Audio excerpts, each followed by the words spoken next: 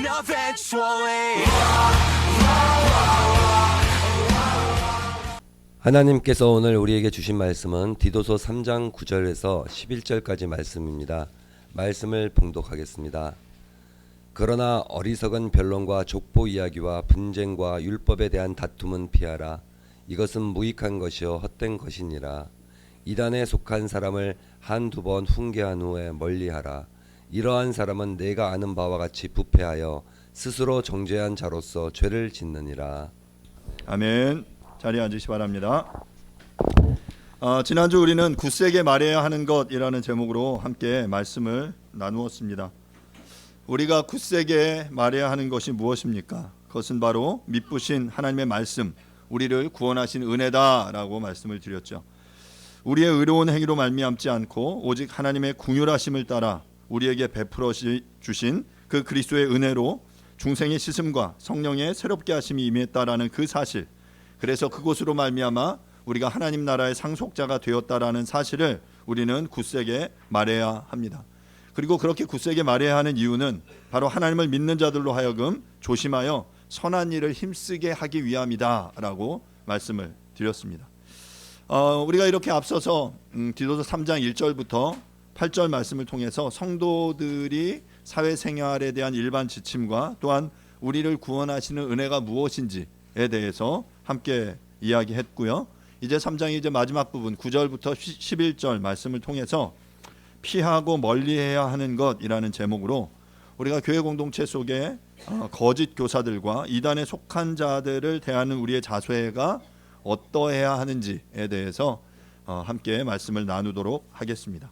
9절 말씀을 제가 다시 한번 읽도록 하겠습니다. 그러나 어리석은 변론과 족보 이야기와 분쟁과 율법에 대한 다툼은 피하라. 이것은 무익한 것이요 헛된 것이니라. 우리가 이제 디모데 전후서, 디도서 이어서 함께 보고 있는데 아마 이런 비슷한 이야기를 앞부분에서 본 기억들이 여러분 나시리라고 생각이 됩니다. 앞서 디모데 전서에서도 바울은 여러 번 신화와 끝없는 족보 그리고 변론과 분쟁, 언쟁에 대한 이야기에 대해서 경계한 바 있는데 다시금 이 본절 디도서 3장 9절은 이것에 대해서 조금 더 적극적인 처방을 우리에게 하고 있는 것을 볼 수 있습니다. 그 전에 디모데 전서에서 몇 가지 나눈 이 이야기를 한번 좀 보면요. 디모데 전서 1장 4절을 한번 보겠습니다. 1장 4절입니다. 신화와 끝없는 족보에 몰두하지 말게 하려 함이라. 이런 것은 믿음 안에 있는 하나님의 경륜을 이름보다 도리어 변론을 내는 것이라. 바울은 이 디모데에게 편지하면서 디모데 교회를 담당한 에베소 교회를 담당한 디모데에게 교회 안에서 다른 교훈, 즉 신화와 끝없는 족보에 몰두하는 이들이 있음을 알고 그들을 경계하라고 말합니다. 왜냐하면 이러한 일들은 하나님의 경륜, 하나님의 이 구원의 놀라운 역사를 이루어내는 일들이 아니다라는 것이죠. 그래서 하나님의 구원의 경륜을 이루기 위한 것에 마음을 모아라라고 당부한 것입니다.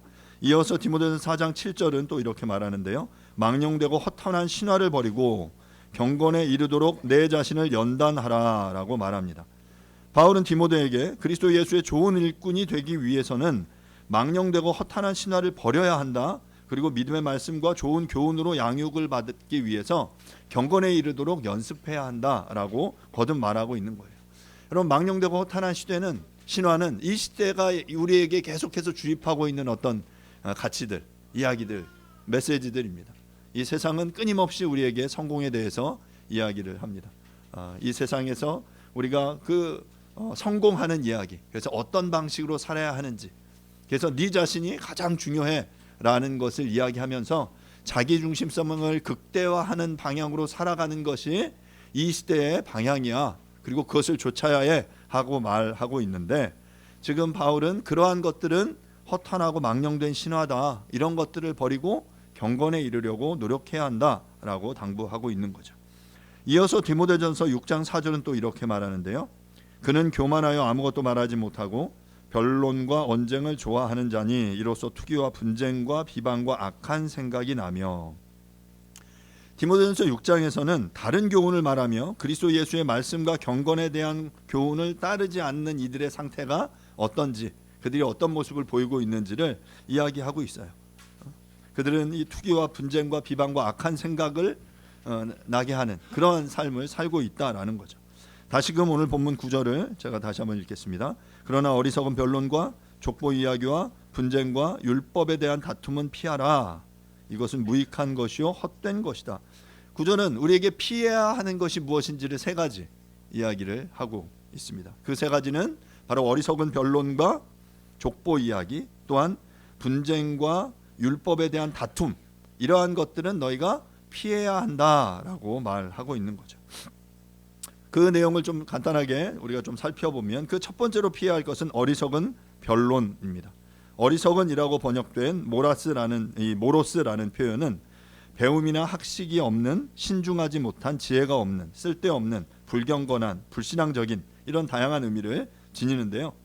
앞서 3절에서도 어리석은이라고 표현된 표현이 있는데 이것은 지혜나 진리의 계시를 알지 못하는 무지에서의 어리석음이라면 이 9절에서의 어리석음은 쓸데없고 무익한 일에 집착하는 행동, 그러한 어리석음을 의미하고 있는 거예요. 마찬가지로 이 변론이라는 표현도 제테시스라는 표현인데 집요하게 추구하다, 찾다라는 그런 의미에서 유래한 표현으로 토론, 논쟁이라는 의미를 가집니다. 그러니까 앞선 이 어리석은 변론 이렇게 연결해 보면 어떤 진리나 팩트나 사실에 근거한 어떤 이야기, 토론이 아니라 그저 단순히 자신의 주장을 강화하기 위해서 하는 소모적인 말싸움을 가리켜서 어리석은 변론이다라고 말하고 있는 것입니다. 그런 의미에서 보면 우리는 우리의 삶에서 이 건설적인 토론을 하는 부분을 좀 많이 배우고 익혀 나아가야 할 필요가 있습니다. 건설적인 토론은 우리의 삶을 풍요롭게 하고 더 나은 길을 모색하게 하지만 어리석은 변론은 실제적인 의미가 없는 논쟁들입니다. 여러분들 혹시 어떤 그 첨예한 의견의 대립으로 이렇게 토론을 해보신 적이 있나요? 그런 토론을 할 때 그 차이가 뭐냐면 그냥 답은 정해져 있어요. 그리고 그냥 자기 소리만 막 하는 것은 그건 토론이 아니에요. 토론은 일단 내 의견이 있지만 상대방의 의견에 대해서 들을 수 있어야 돼요. 들을 준비가 되어 있고 충분히 듣는 거죠. 그리고 듣고 또 내가 나의 의견을 가지고 그 상대방을 설득하려는 노력들이 함께 이루어지는 거예요. 그래서 그 과정 속에서 때로는 내 의견이 수정될 수도 있어요. 그 의견을 들었더니 이 의견이 어느 부분 타당한 것 같아 하고 내 의견을 내려놓을 수 있는 그 여지가 있어야 그게 토론이 되는 거죠. 그저 자신의 주장만을 끝까지 굽히면서 너 뭐 얘기해, 나는 절대 네 이야기 들을 마음이 없어 라고 말하는 자세는 절대로 건설적인 토론의 태도가 아닙니다. 교회 안에서도 마찬가지고요, 가정 안에서도 마찬가지죠. 부부들끼리도 이건 토론이 아니라 그냥 부부싸움이 되는 거예요. 그냥 자신의 의견은 정해져 있고 자기네 의견만 이게 큰 소리로 얘기하는 것은 그것은 건설적인 토론의 대화의 자세가 아닌 거죠. 사랑하는 여러분, 이 토론하는 자세들을 여러분 연습하실 수 있기를 바라요. 훈련하셔야 됩니다. 그러려면 먼저로 들을 줄 알아야 돼요. 상대방의 이야기를 내가 들을 줄 알아야 하는 거죠. 그런데 우리 주변에 보면 의외로 의미 없는 이 어리석은 변론, 어리석은 분쟁들이 우리 가운데 주변에 많이 있습니다. 예를 들면 어떤 것들이 있을까요? 성경에 언급되지 않는 것, 때로는 여러 가지 해석이 가능한 것, 또는 구원의 문제나 신자의 어떤 삶의 중요한 부분과는 관계가 없는 어떤 내용들이 우리의 삶 속에, 우리의 교회 안에 들어와서 이것들이 어떤 중요한 것으로 그 옷을 갈아입고 우리 가운데 이제 싸움과 분쟁을 일으키게 하는 것들이 있습니다. 초대교회에 이런 논쟁들이 있었다고 해요.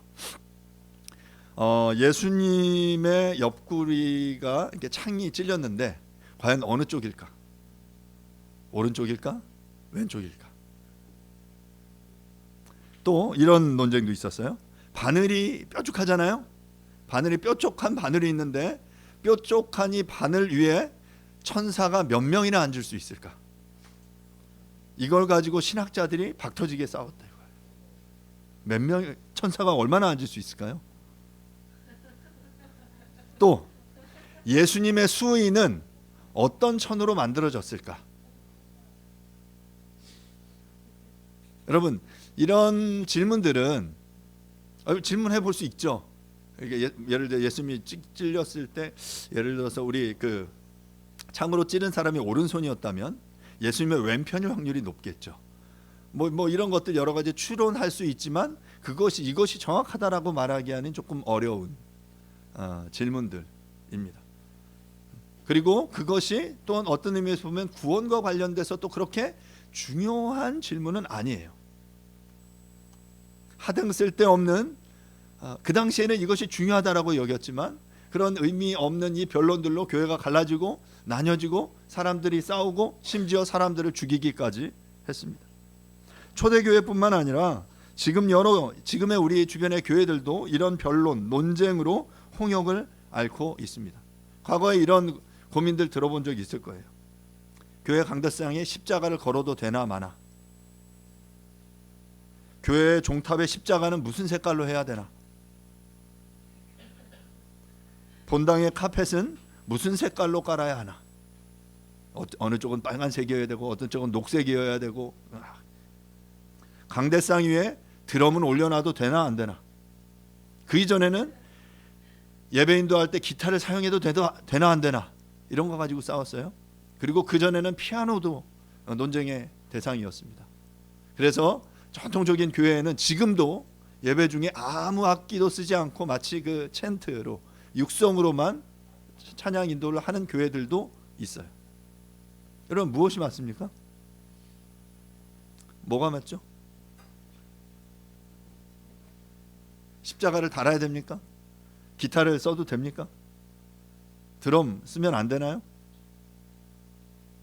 이런 것들 의논하고 토론할 수 있습니다. 그 시대에는 안 됐던 문제들이 시간이 지나서 문화적인 여러 상황들 속에서 그게 우리가 수용 가능한 것들이 되는 경우들이 또한 많이 있기 때문이에요.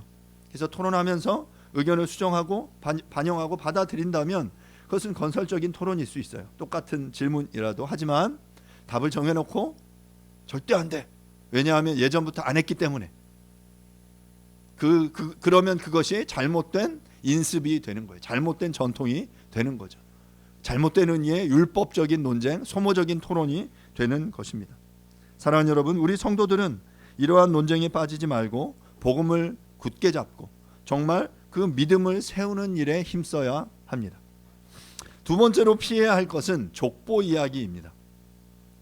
족보 이야기로 번역된 게네알로기아는 세대 가문을 의미하는 명사 게네아와 말씀, 이야기를 의미하는 명사 로고스의 합성어예요. 게네아, 로고스, 게네알로기아. 그래서 가계의 기록, 조상이나 가족력에 대한 연구나 조사 등을 의미합니다. 말 그대로 가계의 족보에 대한 이야기들이죠.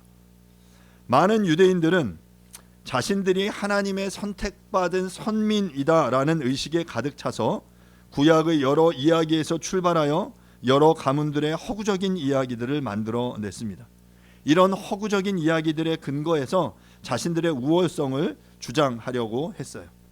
또한 성경에 나오지 않는 일종의 신화와 가까운 이야기를 만들어내서 자신들의 신앙 전통을 확립하고 자신의 신앙을 정당화하려고 했습니다.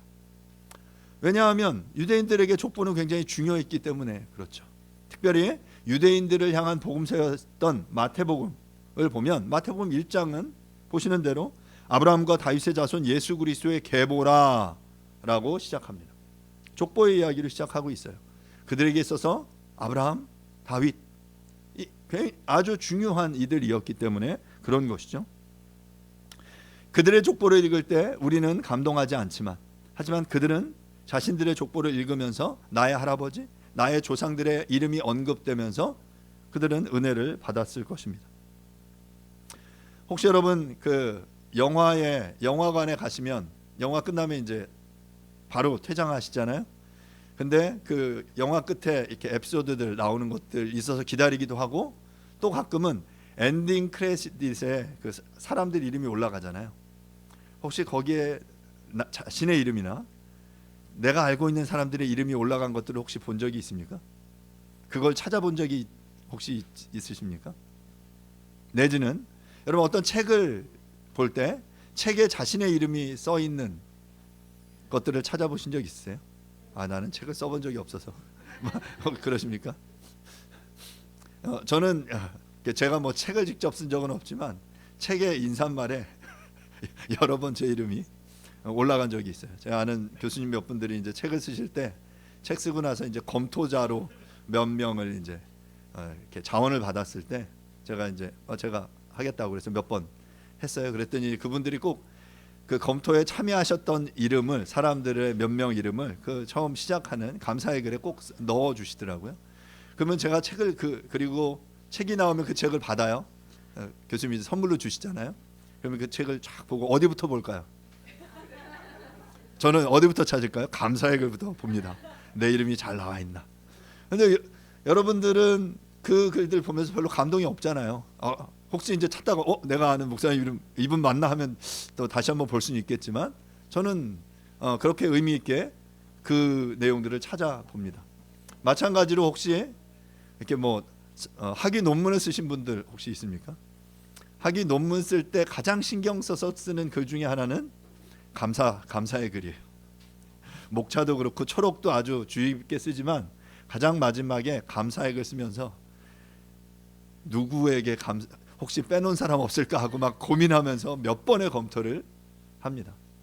그리고 그 글을 이렇게 보여드리죠.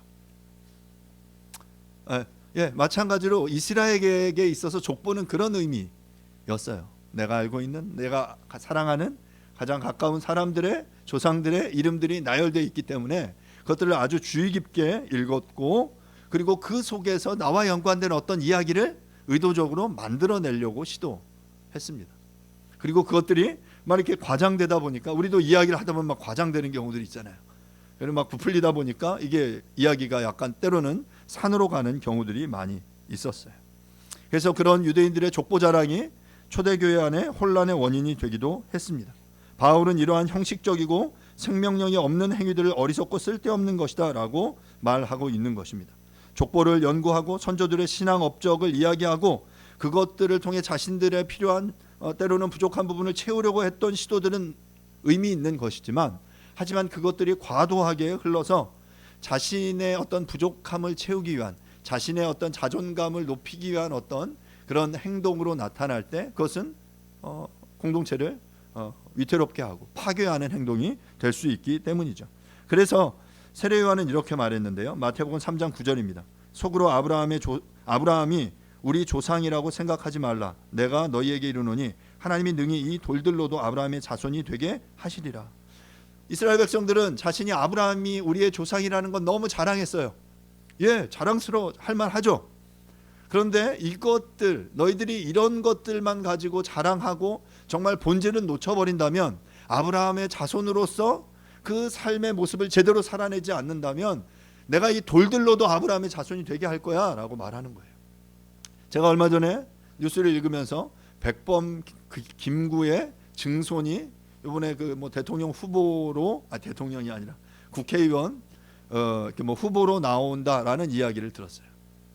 그 증손으로 자신이 백범 김구의 자손으로서 어떤 삶을 살아왔는지 자랑스러워하면서 자신이 선친도 그렇고 조부도 그렇고 아버지도 그렇고 다 군대에서 이렇게 열심히 일을 하셨고, 자신도 해외에서 국적을 가지고 군대에 가지 않을 수 있지만 한국에 들어와서 군복무를 하고 관련된 여러 업무들을 하고 있는 이야기를 자랑스럽게 하더라고요. 저는 들으면서 그래, 백범 김구 자손이라면 저 정도는 해야지 라는 생각이 들었어요. 하지만 반대로 그런 백범 김구의 그 자손임에도 만약에 이 땅 살면서 그가 정말 그 선친의 그 조상들의 이름에 먹칠을 하며 삶을 산다면 어떻겠습니까? 제대로 정말 국가에 충성하며 애국심을 나타내지 못하는 삶을 산다면 어떻겠습니까? 지금 너희들이 아브라함의 자손이라고 아무리 이야기해도 그 삶을, 아브라함의 자손으로서의 삶을 살아내지 않는다면 내가 돌들로 아브라함의 자손들이 되게 하겠다라고 말씀하고 있는 것이죠. 사랑하는 여러분, 우리들은 그 걸맞게 우리의 족보에, 우리가 신앙의 그 자손으로서의 이름의 명부에 들여 올렸는데 그 족보의 신분에 맞는 그 삶을 살아내고 있느냐 말입니다. 혹시나 오늘날도 우리의 신앙의 연수나 가족의 교회 내의 직분, 자기가 다니는 교회의 크기 등을 자랑하는 것, 이런 것들은 허탄한 일입니다.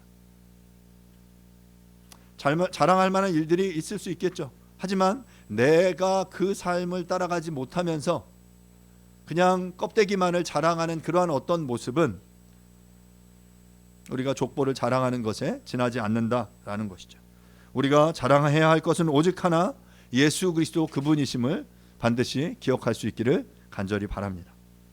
세 번째로 피해야 할 것은 분쟁과 율법에 대한 다툼입니다. 분쟁으로 번역된 에리스는 심각한 갈등, 신랄하고 종종 격렬한 불일치 등을 의미하는데요. 초대교회에는 율법에 대한 다툼으로 분파가 생기고 성도들이 본격적으로 나뉘어지기 시작했습니다. 이 율법에 대한 다툼은 기본적으로 유대인들의 거짓 교훈을 의미하는데요. 유대인들은 할례나 정결례 등의 대해서 끊임없는 논쟁을 했어요. 그것들이 중요하고 그리스도 하나님께서 그들에게 율법을 통해 명령하신 건 맞는데, 하지만 그것들을 강조한 나머지 정말 더 중요한 것들을 놓쳐버리는 일들이 교회 안에 발생하게 된 것이죠. 그 예를 들면 사도행전 15장에 나오는 이야기들이라고 말할 수 있어요. 사도행전 15장에 보면 이런 이야기가 나옵니다. 1, 2절 제가 읽겠습니다. 어떤 사람이 유대로부터 내려와서 형제들을 가르치되 너희가 모세의 법대로 할례를 받지 아니하면 능히 구원을 받지 못하느니라. 바울 및 바나바와 그들 사이에 적지 않은 다툼과 변론이 일어난지라. 형제들이 이 문제에 대하여 바울과 바나바와 및 그 중에 몇 사람을 예루살렘에 있는 사도들과 장로들에게 보내기로 작정하니라. 어떤 이야기입니까? 유대로부터 온 사람이 율법을 잘 알고 있다는 사람들이 그 이방인들에게 복음이 전해지고 있는 이 선교의 현장에 와서, 야, 너희들 이방인들 구원의 복음을 듣고 구원받기 위해서 너희들 할례 받아야 돼. 할례 안 받아? 그럼 너희들의 구원은 가짜야. 그런 구원은 있을 수 없어 라고 말하자 교회 안에 어떤 일들이 일어났을까요? 이방의 교회 안에, 야, 그럼 우리 다 이렇게 할례 받아야 되는 거야? 다 이제 다 이제 성인들인데 말 그대로 이제 포경 수술 하라는 거예요. 교회 안에 사람들이 고민했겠죠. 뭐 그 중에 할례를 행한 사람들도 있을 거예요. 하지만 이제 그런 고민들, 갈등들이 생기자 2절에 보면 그것으로 인해 변론과 다툼이 일어났어요. 문제에 대해서 예루살렘의 사람들을 보냅니다. 예루살렘에서 이 문제에 대해서 좀 판결해달라, 이 문제에 대해서 논해달라라고 이야기했어요. 그래서 예루살렘에 공의회가 생기게 됩니다. 이것에 대해서 사도행전 15장 28절 29절은 이렇게 말하는데요. 성령과 우리는 이 요긴한 것들 외에는 아무 짐도 너희에게 지우지 아니하는 것이 옳은 줄 알았노니 우상의 제물과 피와 목매어 죽은 것과 음행을 멀리할지니라. 이에 스스로 삼가면 잘 되리라. 평안함을 원하노라 하였더라. 그러니까 지금 공의회의 결정은, 그러니까 공의회도 이거 가지고 엄청 싸웠어요. 근데 결론이 잘 안 나. 그러자 그 교회 공의회 지도자인 야고보가 일어나서 이렇게 결정을 하는 거예요. 성령과 우리는 이 결정은 그냥 사람들만의 결정이 아니었다라는 거예요. 이 굉장히 중요한 겁니다. 우리가 무언가 교회가 어떤 결정들을 할 때 우리의 자세는 바로 이 성령과 우리는 함께하는 결정이 되어야 해요. 치열하게 토론하면서, 하지만 그 과정 속에서 성령 하나님께서 이 우리의 논의의 과정, 우리의 이 토론의 과정, 우리의 이것들을 가지고 고민하는 과정에 함께해 주시고 이 결정의 순간에 그도 함께 하시기를 기도하며 우리가 그 결정을 내려야 한다라는 것이죠.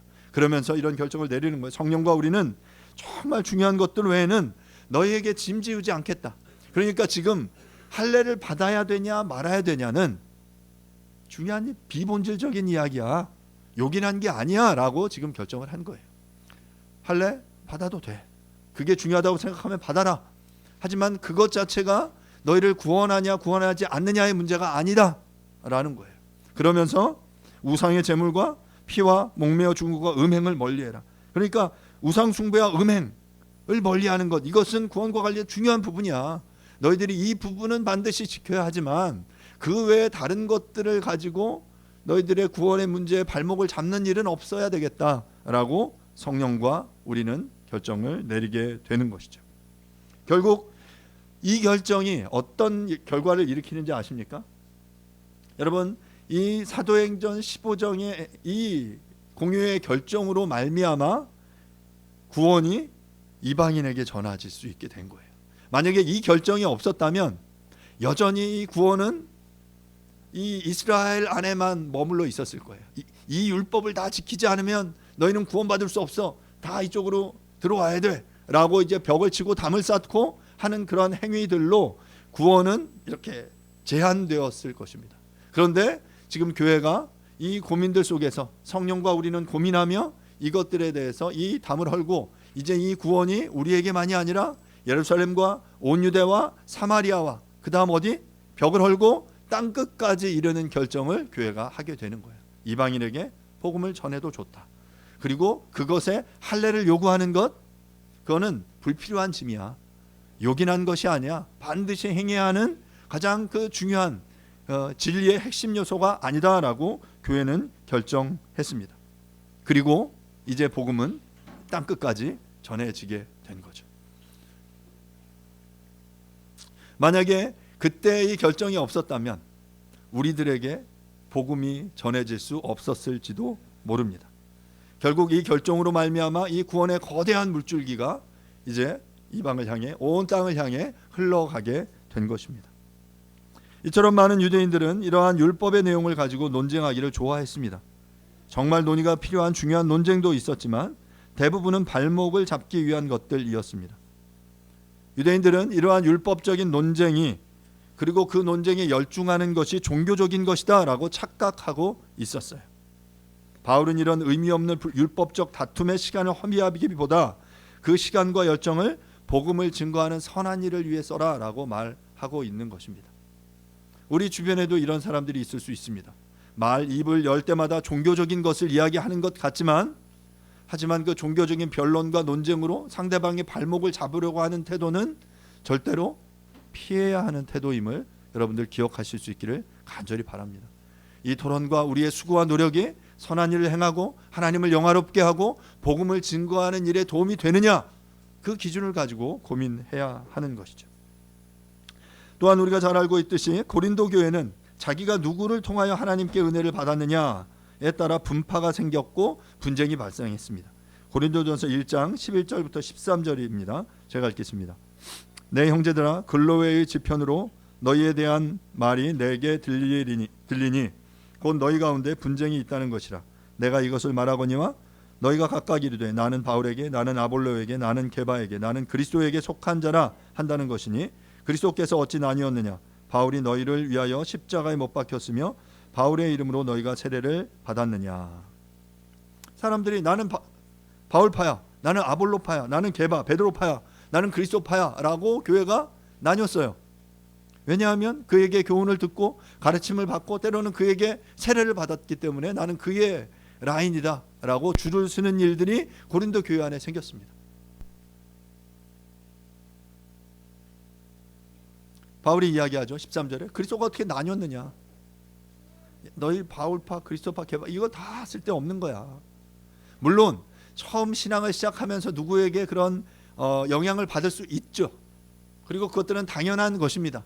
하지만 그 주도권을 계속 행사하려고 하는 그 지도자, 리더도 문제고요. 그리고 여전히 그의 그 리더십 안에만 머물려고 하는 것도 성장하지 않는 그런 그리스도인들의 모습이에요. 처음 자라갈 때는 반드시 우리를 이끌어줄 리더들의 영향력 속에서 그 사람들의 영향력에 영향을 받으며 성장해 가야 합니다. 하지만 어느 순간 자라면 이제 우리는 그를 놓아주어야 합니다. 더 이상 내 밑에서 나를 통해 그리스도를 보게 하는 것이 아니라 그 홀로 스스로 그리스도를 바라볼 수 있도록 내어줘야 하고, 또한 마땅히 때가 되면 사람들은 또한 따르는 이들은 그 리더의 영향력에서 벗어나서 이제 하나님 앞에 단독적으로 독립적으로 나아갈 노력과 준비들을 해야 하는 것이죠. 끝없이 청소년이 되어서도 젖을 먹고 이유식을 먹을 수 없지 않습니까? 자라면 점점 더 우리가 그 딱딱한 음식을 먹고 우리가 독립적으로 행동하고 노력해야 될 그런 준비들을 해야 하는 것입니다. 이어서 바울은 이제 멀리해야 될 대상이 누구인지 우리에게 말하고 있는데요. 10절과 11절은 이단에 속한 사람들을 어떻게 처리해야 할지를 바울은 이야기합니다. 10절 11절 말씀을 제가 읽어보도록 하겠습니다. 이단에 속한 사람을 한두 번 훈계한 후에 멀리하라. 이러한 사람은 내가 아는 바와 같이 부패하여 스스로 정죄한 자로서 죄를 짓느니라. 이단에 속한이라고 번역된 하이레티코스라는 표현은 이곳에서만 사용된 표현인데요. 분파적인 종파라는 의미예요. 거짓 교리를 지지하는 자 이단이라는 전문적인 의미로 사용되었는데, 이단은 말 그대로 끝이 다른 사람들이에요. 앞에 뭔가 있어 보이는 맞는 이야기를 하는 것 같지만 결과적으로 그 사람들의 삶을 마지막으로 이끌어내는 그 사람들이 바로 이단들입니다. 자기 자신이 고안한 거짓된 교리를 택하고 이를 따르는 무리들, 그래서 사람들을 거짓의 잘못된 길로 인도하는 그 사람들이 바로 이단들인 거죠. 주후 1세기 당시에는 그리스도를 부활을 부인하거나 예수의 그리스도의 주되심을 부인하고 사단의 회에 속한 자들이 있었습니다. 하지만 본문에서 말하는 이단에 속한 자들은 앞서 디도서 1장 10절에서 16절에서 언급한 당시 그레데에서 활동하던 유대주의자들과 영지주의자들이었을 거다라고 생각이 됩니다. 그러니까 다양한 형태의 당시에 이단들이 있었어요. 예수 그리스도의 인성과 신성을 부인하고 그들의 예수님의 부활을 부인하는 사람들, 그리고 육체와 영을 극단적으로 분리하는 그러한 삶을 요구하는 여러 사람들이 있었어요. 이런 이들은 이단들이다. 그리고 그 이단들을 어떻게 대처해야 하느냐라고 말했는데 10절에서는 한두 번 훈계한 후 멀리하라라고 이야기해요. 우리는 이런 우리 가운데 죄를 짓거나 잘못한 이들에 대한 대처 방안을 예수님이 가르쳐 주신 교훈을 잘 알고 있죠. 마태복음 18장이 이 부분에 대해서 잘 이야기하는데요. 마태복음 18장 15절부터 17절 말씀 제가 읽겠습니다. 내 형제가 죄를 범하거든 가서 너와 그 사람과만 상대하여 권고하라. 만일 들으면 내가 내 형제를 얻은 것이요, 만일 듣지 않거든 한두 사람을 데리고 가서 두세 증인의 입으로 말마다 확증하게 하라. 만일 그들의 말도 듣지 않거든 교회의 말하고 교회의 말도 듣지 않거든 이방인과 세리와 같이 여기라. 너무나 잘 아는 말씀입니다. 교회 안에 죄를 지은 오늘 본문에서는 이단에 가까운 이들을 우리가 그럼 어떻게 훈계할 거냐, 그 훈계의 방식을 지금 마태복음 18장과 연결해서 본다면 먼저는 1대1로 가서 이야기하는 거예요. 야, 너 이런 부분 잘못된 것 같아. 이런 가르침을 교회 안에서 더 가르치면 안 되겠어 라고 권고하는 거죠. 그래서 들으면 됩니다. 그런데 듣지 않으면 어떻게 하라고요? 두세 사람이 함께 가서 야, 나 혼자 이렇게 생각하는 게 아니야. 너 이런 부분 잘못됐어 라고 분명하게 경고하라는 거예요. 그리고 또 듣지 않으면 어떻게 하라고요? 교회의 이름으로, 공동체의 이름으로 그 사람에게 대해서 징계하라는 겁니다. 야, 너 이런 부분 잘못됐어. 교회가 그에 대해서 징계를 내리는 거죠. 징계를 듣고 돌이키면 되지만 그렇지 않으면 어떻게 하라고요? 이방인과 세리와 같이 여겨라. 이 말은 뭐예요? 쫓아내라는 거예요. 멀리 하라는 겁니다. 출교를 결정하는 거예요. 지금 이단에 대해서 이렇게 반응하라는, 한두 번 훈계하지만 한두 번 그에게 이야기해서 이 부분을 돌이키기 위해서 노력하지만 그게 안 된다? 그러면 멀리해라 라고 말하고 있어요.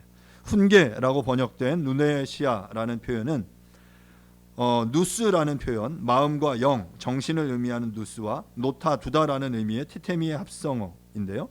마음에 두다라는 의미예요. 그러니까 바로 이단자들을 향해 그들의 영혼을 긍휼히 여기는 마음으로, 그리고 그들이 돌이킬 수 있도록 바른 진리로 가르치고 권면할 필요가 있다라는 것이죠. 비진리를 따르는 이들의 마음에 진리를 두는 것, 진리의 그 마음을 두는 것, 바로 그것이 훈계다라고 말하고 있는 것입니다. 왜 이렇게 한두 번 훈계해야 하냐면, 진리가 임하기 전에 하나님의 은혜가 임하기 전 3절과 같이 우리들도 어리석고 불순종할 수밖에 없었던 자들임을 우리는 기억해야 합니다. 그래서 이들을 향해 훈계하여 돌이킬 것을 요청해야 하는 거죠. 하지만 본문에서 우리가 생각할 것은, 그렇다고 끝없이 그들을 붙잡고 훈계하는 것이 옳으냐라는 질문에 대해서 그렇지 않다라고 말하고 있는 거예요. 한두 번 권고하지만, 훈계하지만 그게 안 된다면 단호히 멀리해라. 즉 그들이 돌이키고 회개하지 않는 한, 진리를 따르지 않는 한 그들을 멀리해야 한다라고 말하고 있는 것입니다. 본문에 이제 이런 표현들 속에, 그러니까 이단들의 그 이후에 이단들의 특징은 부패한 자들이고 또한 스스로 정죄한 자들이다라고 설명을 하고 있어요. 부패라는 표현은 엑스트레포라는 표현인데요.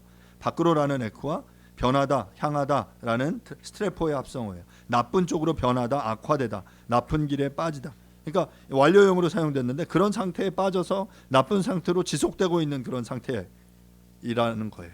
그러니까 이단에 빠진 이들이 계속 그 상태로 계속해 가고 있다라는 거고요. 그리고 그들의 또한 두 번째 특징은 스스로 정죄한 이들이다라고 말해요. 아우토 카타크리토스라는 표현인데요. 아우토스라는 자기 자신의라는 의미와 정죄하다, 고소하다라는 의미의 동사 카타크리노의 합성어예요.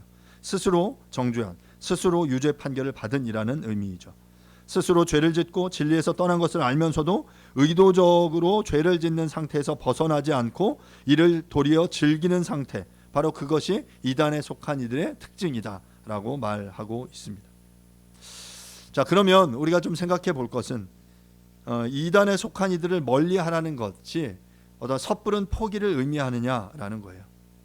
고의로 진리를 대적하고 스스로 정죄한 이들에게 미련과 집착을 보이는 것은 복음 전파의 방해가 되기 때문이다라는 것이죠. 그러니까 물론 우리가 훈계하는 것을 절대 행하지 않으라고 말하는 게 아니에요. 한두 번 훈계하지만 계속해서 그들을 돌이키기 위해서 에너지를 쏟는 것은 도리어 복음 전파의 방해가 되기 때문에 한두 번 훈계하고 멀리하고 너가 가지고 있는 힘과 에너지를 더 중요한 것에 우선순위가 되는 일에 쏟아라라고 말하는 것이 이 멀리하라라는 의미의 중요한 메시지임을 여러분들 기억하실 수 있기를 바라요. 우리가 이게 끝없는 변론과 논쟁을 하게 되면 그들을 계속 붙잡고 이단을 돌이키게 노력하다 보면 어떤 위험이 벌어지냐면, 모르겠어요. 그렇게 열심히 노력해서 한 사람이 돌이켰다라면 너무 감사하겠죠. 하지만 전문적인 어떤 능력이나 그런 힘이 없는 상태에서 그런 시도들은 우리의 힘을 빼앗을 뿐만 아니라 싸우면서 닮는 현상을 나타나게 합니다. 계속해서 이야기하다가 서로 안 좋은 영향력을 주고받게 되는 것이죠. 어느 날 어떤 사람이 석가에게 와서 세상의 수많은 사람들을 어떻게 대해야 하는지를 물었습니다. 그러자 석가는 부드럽게 대할 자는 부드럽게 대하고 엄하게 대할 자는 엄하게 대하며 이도 저도 아닌 자는 부드럽고도 엄하게 대하라 라고 대답했습니다. 그러자 그 사람은 그 모든 방법을 써도 안 될 때는 어떻게 합니까? 라고 질문했습니다. 석가는 단호한 어조로 죽여버려라 라고 대답했다고 합니다. 물론 살생을 엄격히 금했던 석가가 여기서 문자 그대로 살인을 하라고 말했을 리는 만무합니다. 그렇게 여기서 말하는 죽이라라는 명령은 그러한 자를 더 이상 가까이 하지 말고 멀리하라 라는 의미인 것이죠. 왜냐하면 그는 어차피 죽음과 같은 어둠 속에 있던 자이기에 그를 더 이상 가까이 하지 않는 것은 결국 그를 어둠 속에 버려두어 죽이는 것과 같기 때문입니다. 여러분들 주변에 혹시 이런 사람들이 있지는 않습니까? 성경은 종종 사람을 나무에 비유합니다. 따라서 사람들에게 복음을 증거하고 진리로 양육하는 것은 일종의 농사와 같다라고 말할 수 있습니다. 그리고 이러한 점에서 우리는 과수원지기의 가지치기에 대한 교훈을 배울 필요가 있어요. 다른 가지의 열매를 위해 필요 없는 가지를 잘라내야 할 때가 있습니다. 여러분, 좋은 열매를 맺기 위해서, 저는 뭐 이런 거는 안 해봤는데, 여러분들 과수원에서 좋은 과수를 얻기 위해서 어떻게 합니까? 가지를 쳐줘야 된다라고 해요. 가지를 치지 않으면 어떻습니까? 모든 가지에 많은 열매가 맺히는데 그 가지의 모든 가지에 그 영양분이 제대로 공급되지 않기 때문에 부실한 열매들만 맺히게 된다는 거죠.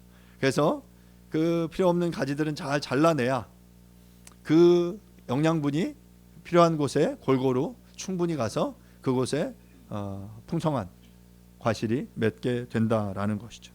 우리가 복음을 증거하고 전하고 목회 사역, 복음 전도 사역을 하는 것도 이와 같다라는 것이죠. 우리의 에너지를, 우리가 가지고 있는 힘을 우리가 쏟아내야 하는데 그것들의 우선순위가 있다라는 거예요. 그냥 우리가 에너지와 시간과 그 달란트가 풍성해서 무한해서 그냥 무한정 공급할 수 있지 않기 때문에 제한된 시간과 제한된 에너지, 제한된 우리의 그 달란트들을 가지고 우리 하나님이 주신 여러 사역들 중에 우선순위를 세워 사역을 해야 하기 때문에 우리는 잘라내야 할 것들은 잘라내고 또 집중해야 할 것들에 집중해야 한다라는 것입니다. 그래서 진리를 거스르고 우리에게 무익한 논쟁, 변론을 요구하는 이들을 멀리하고 그들을 거부하고 오히려 그 시간과 에너지를 신실한 자들에게, 충성된 사람들에게 쏟아야 하는 것입니다. 그리하여 무익한 가지는 잘라내고 생명 있는 가지는 더 북돋움으로써 진리와 복음의 열매를 더 풍성하게 맺어라 라고 주님께서는 말씀하셨습니다. 사랑하는 여러분, 여러분의 삶 속에 멀리해야 할 것들이 혹시 있다면 멀리하셔야 됩니다. 그것이 이단에 속한 그 어떤 사람들일 수도 있고요, 아니면 나의 삶의 어떠한 잘못된 어떤 습관일 수도 있습니다. 분명히 알지만 그 습관들을 내려놓지 못하고 내 시간과 물질과 나의 관심사, 에너지가 그곳을 향해 계속 소모되고 있는데도 불구하고 내가 여전히 그것들을 붙잡고 있다면 그만큼 우리는 마땅히 복음을 전하고 하나님 나라의 그 일을 하는 데 써야 할 에너지와 시간과 물질을 빼앗기게 되는 것입니다. 그 균형을 잡을 필요가 있어요. 우리가 무한정으로 어떤 이렇게 밸런스를 잡지 않고 한쪽에 몰입하라는 이야기 아닙니다. 밸런스를 잡으면서 가정과 우리의 신앙과 직장과 우리의 삶과 이 부분들의 밸런스를 잘 맞춰야 할 것입니다. 말씀을 마무리하겠습니다. 바울은 오늘 본문을 통해서 피하고 멀리해야 하는 것을 우리에게 말해줍니다. 먼저 피해야 할 것은 어리석은 변론과 족보 이야기, 분쟁과 율법에 대한 다툼은 피하라 라고 당부했습니다. 또한 이단에 속한 사람은 한두 번 훈계한 후 멀리하라 라고 당부했습니다. 교회는 성도들의 정당한 질문에 대해 진실한 답변을 주어야 합니다. 하지만 분쟁을 일으키기 위한 논쟁이나 변론 다툼은 피하고 이단에 속한 이들은 멀리하고 진리에 속한 이들에게 더욱더 집중할 수 있도록 우리는 모두 노력해야만 합니다. 마땅히 진리에 이르기 위한 질문들은 치열하게 하시되 교회를 분열시키거나 다툼을 일으키려는 논쟁은 삼가할 수 있기를 간절히 바랍니다. 여러분 고민해 보셔야 합니다. 내가 하고 있는 이 질문, 내가 하고 있는 이 이야기들이 정말 그리스도의 하나님 나라를 확장시키고 하나님의 나라의 덕을 세우는 일인지 아니면 그냥 말싸움을 하기 위한 그런 용도인지 생각해 보셔야 해요. 이처럼 마땅히 피해야 할 것을 피하고 멀리해야 할 것들을 멀리함으로 우리 하나님의 교회가 또한 우리의 신앙이 더욱더 하나님 앞에서 굳건하게 견고하게 세워져 갈 수 있기를 간절히 바랍니다. 이 시간 함께 말씀을 생각하시면서 함께 기도하겠습니다. 우리는 마땅히 피해야 할 것들을 피하고 있는지, 또한 마땅히 우리가 멀리해야 할 것들을 멀리하고 있는지 돌아보실 수 있기를 바랍니다. 하나님 분별력을 주십시오. 그리고 우리의 삶의 우선순위가 다시금 잘 재정립될 수 있게 도와주십시오. 그래서 나에게 허락하신 나의 시간과 물질과 나의 생명이 정말 하나님이 기뻐하시고 원하시는 그 일들에 우선적으로 흘러갈 수 있도록 도와주십시오 라고 시간 함께 말씀을 생각하시면서 잠시 기도하도록 하겠습니다. 기도하겠습니다. 하나님 아버지, 주님의 이름으로 기도합니다. 우리가 마땅히 피하고 우리가 마땅히 멀리할 것들은 무엇인지 주여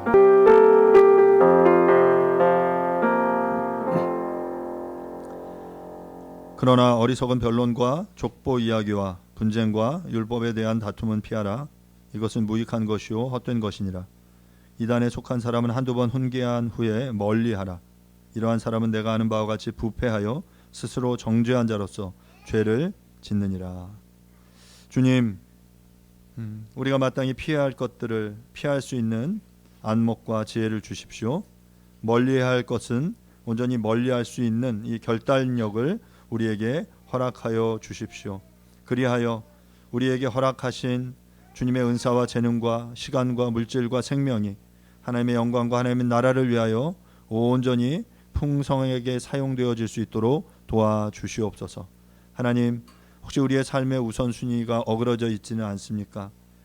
하나님, 온전히 그 하나님의 마음에 합하도록, 그래서 정말 주님을 기쁘시게 하는 일들에 우리의 삶과 우리의 관심과 우리의 시간들이 온전히 흘러가며 드려질 수 있도록 주님 도와주시옵소서.